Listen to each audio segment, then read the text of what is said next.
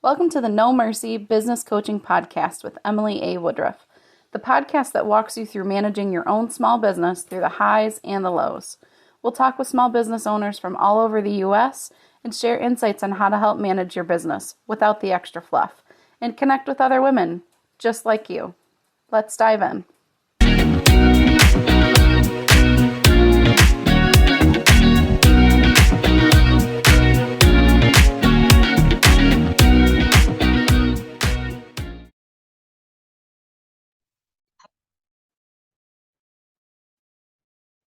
Doing all the things.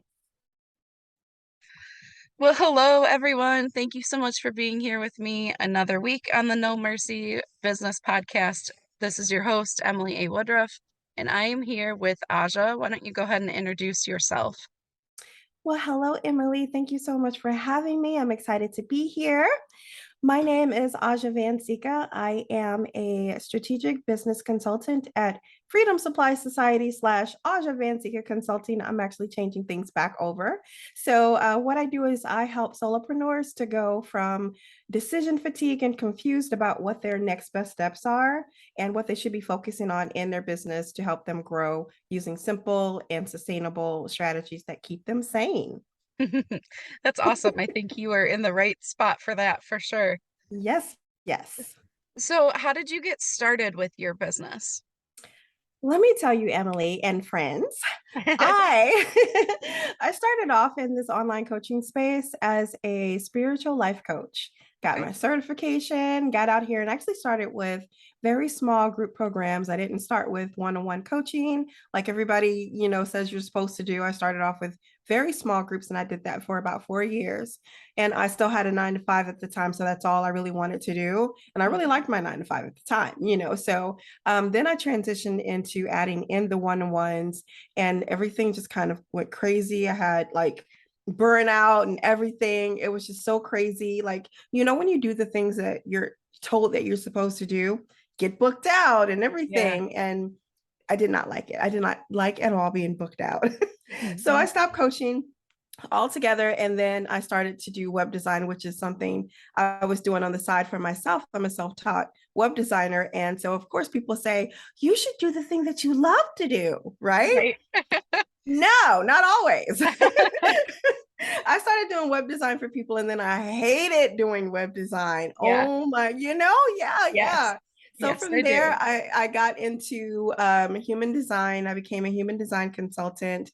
And then from there, because what I saw is that people were getting all the great information about their human design, but then it was like they didn't really know what to do with it. So Mhm. then that's when I hopped over into the OBM world, online business manager world. And from there, I became a business consultant, which is where I'm at today. And who knows if I'm going to stay there, but this is where I'm at. That's great. Such is the life of an entrepreneur, though, right? Exactly. Always changing and morphing. That's great. Well, so you kind of specialize in developing strategies and plans for your business. Why don't you tell us what the difference between a strategy and a plan is? So I love this question because there's so many different thoughts on what a strategy is and what a plan is, and we kind of get them mixed up. I kind of think a little bit on the different perspectives. So when I say strategy, I'm looking at what is the overall foundations that we're building for your business, and it includes the your business model. What is it that you're actually going to be laying out to get to where you want to go to, whereas the plan fits inside the strategy. It's almost like the task. It's like the things that you're going to be doing on a weekly basis, a monthly basis, quarterly basis, but it all fits within the strategy. And yes, plans do change, as we all know. Hmm. Hmm. Make all the plans and then they're going to change. Right? So I mean, but that's okay though. That's what we're supposed to be doing as entrepreneurs, is allowing ourselves the flexibility to expand, and that fits within your plan. So like I'll tell you, like in the beginning when I started my coaching business, like I said, I got burned out. I didn't have a strategy. I didn't have a strategy that was based where I needed it to be based from. So Mhm. therefore I got into all kinds of strategies that I should not have, which is lessons learned. You know, nothing is ever wrong. It's just like, ooh, I learned from that now. So yeah, and when you do that, it kind of like if you're not basing it off of the right criteria, then you will get yourself into strategies and create all kind of plans that don't really fit who you are. So that's the generalized differences as I look at them.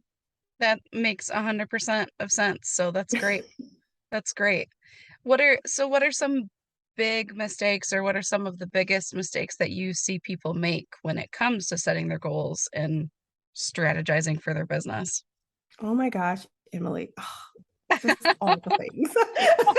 But of course, I'm not going to tell you all the things. I'll tell you Sure. what I can tell you today. So here's the biggest thing. Now, when we are going about building our business, one of the things we never ever really seem to consider, and I see this is way too often, is what I call your MVP, which is your mission, your vision, and your principles. Sounds like a lot of corporate talk, and it kind of is. But when you bring it back to this online space, then you get to use it as you need to use it for your business. So, your mission, your vision, and your principles are all about your life and your business. Your Mhm. life and your business are not separate. Right. So when you're making your vision, you're considering your life and your business. And because the reason for that is that's where you're going to be using to pull your goals out of. So, like, I'll give you again the example of when I started my business and I was doing the group coaching, the one on one coaching, and my calendar was all booked up. Well, really, I would never have done that had I ever had I considered that my vision is to have lots of white space in my calendar. Mhm. Getting booked out, not the right thing to do. Right.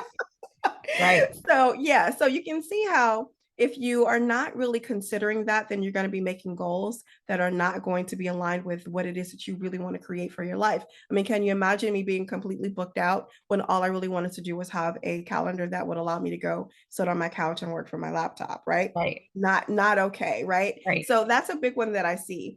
And so it makes it really easy if you are pulling out your goals from that particular the unique MVP that you've set up for yourself. And then you can create your strategy, which actually just introduces itself when you create goals from there. It's just like, hello, Mhm. here I am. Right. And Right. then you get to create a plan that actually works for you that you can actually implement. You know, we tend to get into these plans. The coaches and everyone tells us we need to do this, and this, and this, and this. And we have all of the plans all laid out. And then in 2 weeks, we're like, who made these plans? I'm not doing all of this. Right.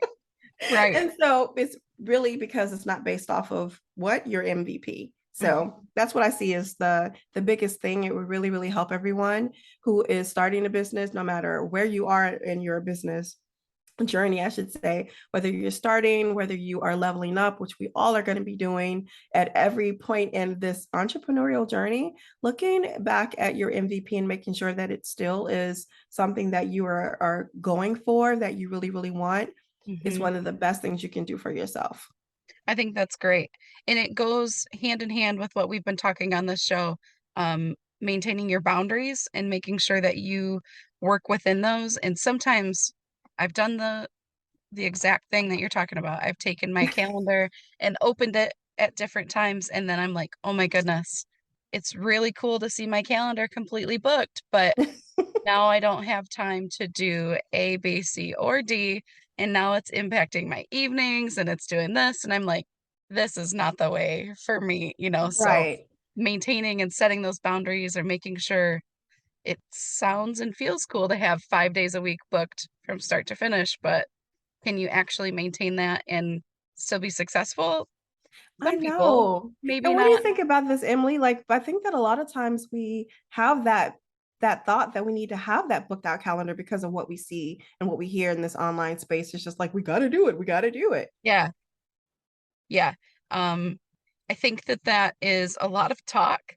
I think that there's a time and a place for it. Yeah, There's certainly a season where you need to have the calls and the interactions with other people to get your name out there, or to get, a certain message across that you're working on for a time period, but it's not a sustainable thing, exactly. especially as a solopreneur. If you have a whole team of people working with you, that's a totally different game. Yes. Yeah, and I think that's where some of those coaching calls and those coaching programs that we might fall into that teach us that, I think that they kind of forget that yes, you're in this great Yeah. place, but remember when you were building your business where I'm at right now, there's a huge, Huge huge jump difference. from where I Yes. am and you are. Yeah. Exactly. Yeah. And I think you're so right. I did a post the other day about hustle and what hustling looks like to some people may not look the same to other Mhm. people. Like I create a lot of content and people tell me that all the time. It's like you create all this content, but you know what? It feels very light and easy to me. Whereas someone else's calendar, I look at theirs and it may make me feel completely uncomfortable. Yeah. And why are you doing all this? Or maybe they're not doing enough.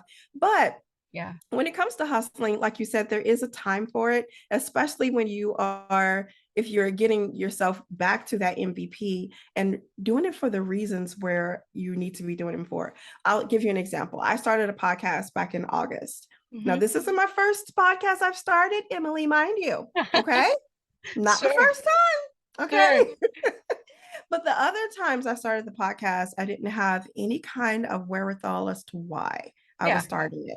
And so now this time it's like, yeah, I want to be a thought leader. I want to get my concepts out there. So now it's not podcasting is a long-term game, right? Yeah. So that's the other thing I think people don't really realize is what are you doing that thing for? And making sure that not everybody may have the same reasonings, but you know what yours is. So it makes it a lot easier for you to be more consistent and stick with it.